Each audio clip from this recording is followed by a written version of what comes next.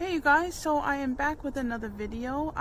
This time I want to talk about something that I've been dealing with and working on overcoming, and I'm hoping that by opening up that it will connect with some of you guys out there. So one of the things that I'm finding challenging, or I find just interesting at the moment, is this whole concept of be yourself. And that is true. It is absolutely true. But we hear it all the time, and it's almost this like really passive, how can I describe it? It's just become this almost passe notion. I want to talk about some of the challenges in trying to be yourself. With so much stimulus coming in from society, from, people around you, in your world, in your circle, how do you know if you are responding authentically, true to yourself? How do you know you're being true to yourself? How do you know the person that you're putting forward is your actual true self and not just a response to stress or survival mechanisms that you've adopted and put in place, and you think that that's you, and it's not you, it's the survival you? Or how do you know it isn't your ego, coming from your ego? And what do we have to overcome daily? Because I feel like in that saying, be yourself, it doesn't address what obstacles we have to overcome on a daily basis that might be prohibiting us from embracing who we are. When I think about being myself, I trace my life back to my childhood, and I think of, when was I most happy? When did I most feel settled within myself? And when did that kind of change? What triggered that change? And when it did change, what responses was I going by? Because, I feel like I was my most happy self around the age of 10. And then kind of after that, things really started changing, especially as I went through puberty and just growing up. I started to feel the pressures building, and I feel like I started to kind of lose sight of who I really was after that period. And I'm working really, really hard now to go back and believe in myself, have the courage to embrace all of my ideas and everything that makes me who I am without needing outside approval. And that can be hard.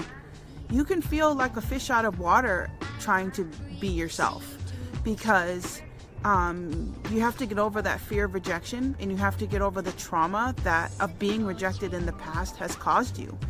And that trauma was not only afflicted by, the outside world, like people in society, but a lot of times that foundation is set from the people that are closest to you, which is so unfortunate. Like people that haven't overcome their generational trauma and the generational patterns of abuse that have been passed on down to you. Now you have to overcome that. And if the people closest to you, and I mean even people that are related to you, you feel like they should be in your corner, they should be supporting you the most, but sometimes the most opposition you receive is from people in your family. And when you're suddenly doing good and you suddenly have a burst of strong, healthy self-esteem, all of a sudden somebody that's familiar comes along and just says like a one-liner, just something, just a quip, just something that just digs, like gets that little dig in, like all of a sudden makes you doubt for a minute, or just, somebody that would see a wound and be close enough to you to throw some salt in it. Like, that's what I'm talking about. So guys, if you're feeling down for some reason and you can't put your finger on it, and you're trying to believe in yourself and you're struggling, you're genuinely struggling, try to figure out who is in your corner and figure out who might be triggering you. And if, somebody who says they love you, actually look at their actions to see if they genuinely do, or see if they're just kind of buttering you up, like kind of glossing you over, and then just waiting for their opportunity to kind of kick you when you're down. I don't know. It's very strange, and I'm paying attention to lots of different behaviors around me. Just talking about life experience in general, and thinking about all the things that go into trying to be yourself, trying to live your best life, trying to believe in yourself. I'm talking about all the things that may prohibit that process. And paying attention to the people in your circle is one of them. Related to you or not, don't exclude anybody, and don't be biased. If you feel, if you have a gut feeling deep down that something is off with a particular person, just kind of pay close mind and keep your cards close to your chest. Don't reveal too much. There's a saying called TMI, too much information, and you really should guard your heart. There's a scripture that says, guard your heart with all diligence, for out of it flow the issues of life. And so what that means is there are secrets that are in your heart, gems, things that belong to you that are God-given. And those secrets need to stay between you and the Creator, because not everybody has your best interest at heart, and you need to be hip to that. And the other thing is how do you walk on in love and encourage somebody that may not be 100% authentic in their love towards you? How do you encourage them to maybe change that behavior without pulling away your love completely and dropping them? Because, that's another danger in this life, is like the only way to deal with somebody that is just has unreasonable, maybe unhealthy behavior, is just to drop them altogether. And I've seen very destructive things happen on both sides, and love is the answer. You don't have to let somebody in your bosom and in your corner that's going to hurt you, but there is a way to love them at arm's length, to kind of keep yourself safe without letting yourself get bitter, without letting yourself become jaded, and without completely dropping that person altogether. Because the best way to show someone their behavior is to love them with a balanced love, a disciplined love. Don't accept when someone is not loving you how you deserve, but also encourage them in love to say, hey, I'm stepping back, but when you're ready to love me like I deserve to be loved and how you would want to be loved yourself, I'm here. I'm not going to completely disappear, but I'm not going to accept the unacceptable. So finding that balance is really important. So I felt like it was important to make a video and highlight some of the things going on in my mind, because it's taken me a while to actually step back and say, you know what, I love myself.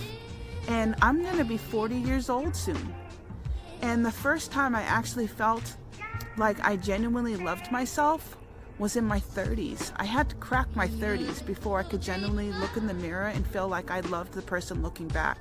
And so if I could save someone else some time, and maybe they can have this epiphany, on their own, and really start loving themselves. And one of the things that I find that helped me to start loving myself was to stop blaming myself for other people dropping the ball in my life and not loving me the way I deserved, because I used to think there was something wrong with me, and that kept the wound going, and that kept me bleeding, and that kept me just feeling like there was something in me that I had to fix, when there's nothing wrong with you. The way someone treats you says everything about them, not about you. And when I started looking to heaven, when I started really nurturing my relationship with the Creator, that's when my self-esteem grew leaps and bounds, and I was solid. I became solid in who I am.